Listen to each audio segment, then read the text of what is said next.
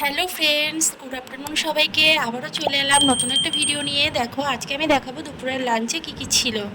মায়ের বাড়িতে গিয়েছিলাম তো, যার জন্য এখন বাজে 2:30। আমাদের যেতে একটু লেট হয়ে গিয়েছিলো, তাই মাই সব রান্নাবান্নাগুলো করে রেখেছিল আমাদের যাবো শুনে। তো দেখো, রয়েছে এখানে পটল ভাজা লম্বা লম্বা করে কেটে রাখা, আর এটা রয়েছে লাল শাক। লাল শাক খেতে আমার ভীষণ ভালো লাগে।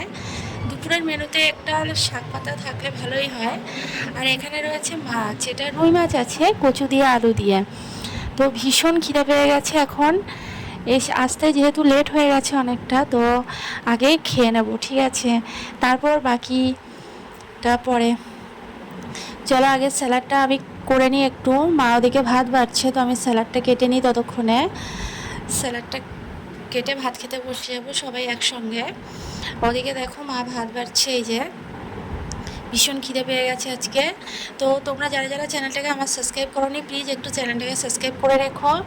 আর নতুন নতুন ভিডিও পাওয়ার জন্য বেল আইকনটা প্রেস করে দিও।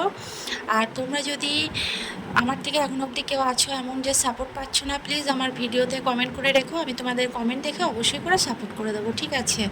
দেখো, প্রথমে পটল ভাজা আর লাল শাক দিয়ে খেয়ে নিয়েছি। এবার আমি লেজা খেতে যেহেতু খুব ভালোবাসি, মা এটা জানে, তো মা আমাকে লেজাটাই দিল।